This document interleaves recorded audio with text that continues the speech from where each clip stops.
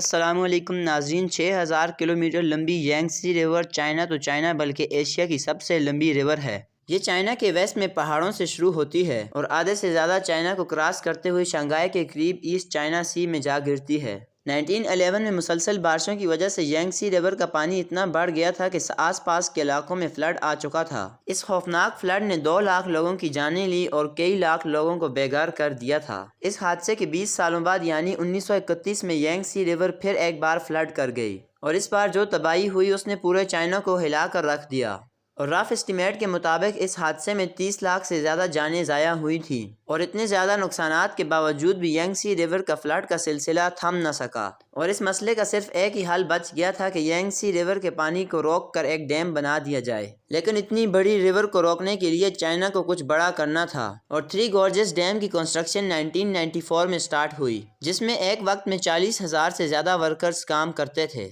اور پورے 17 سالوں کی محنت کے بعد یعنی 2011 میں یہ ڈیم پوری طرح فنکشنل ہوا، اور آج یہ ڈیم دنیا کا سب سے بڑا ڈیم ہونے کے ساتھ ساتھ سب سے بڑا کنکریٹ سٹرکچر بھی ہے۔ اس میگا سٹرکچر میں 2 crore 80 lakh cubic metre concrete استعمال ہوا تھا۔ ایکسپرٹس کا کہنا ہے کہ اتنا زیادہ کنکریٹ اگر سوئٹزرلینڈ میں ڈالا جائے تو پورا سوئٹزرلینڈ 2 فیٹ کنکریٹ سے بھر جائے گا۔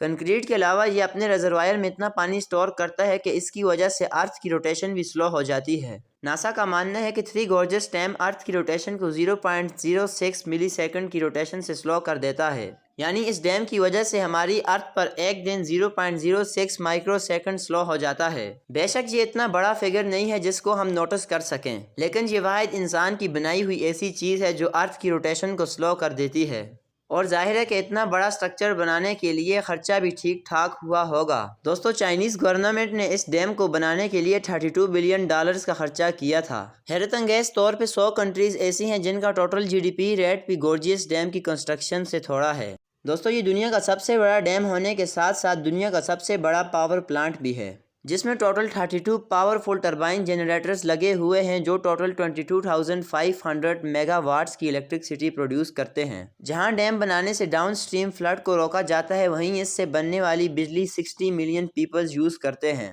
اگر اس کا مقابلہ دوسرے پاور پلانٹ سے کیا جائے تو وہ ساؤتھ امریکہ میں اٹائپو ڈیم میں موجود ہے، جس کی آؤٹ پٹ کیپیسٹی بھی گورجیس ڈیم کے آس پاس نظر نہیں آتی۔ اپنی بڑھتی ہوئی ڈیمانڈ کو پورا کرنے کے لیے چائنا کا یہ کوئی پہلا پاور پلانٹ نہیں ہے، اور اگر دنیا کے ٹاپ 20 پاورفل ڈیمز کی بات کی جائے تو ان میں سے 9 چائنا کے پاس ہیں۔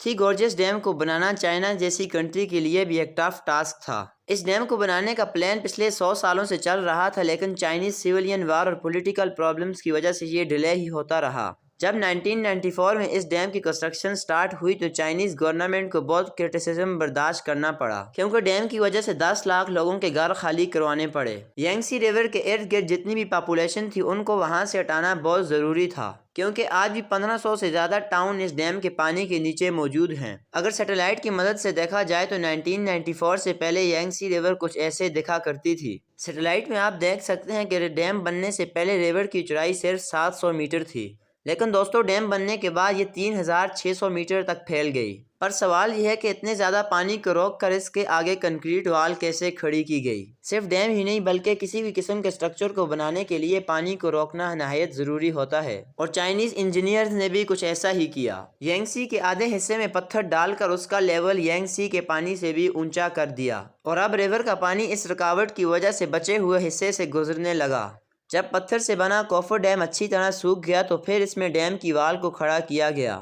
اب باری تھی تیسری دیوار کو کھڑا کرنے کے لیے، جس کی وجہ سے انجینئرز کو ریور کا پورا پانی روکنا پڑا، اور اس لیے بچے ہوئے حصے پر ایک کوفر ڈیم بنایا اور باقی رکے ہوئے پانی کو ڈیمز کے ٹنلز کے ذریعے بھیجا جاتا تھا۔ اور اس ڈیم کی کنسٹرکشن کو مضبوط رکھنے کے لیے اس میں سپل گیٹس بھی رکھے گئے ہیں،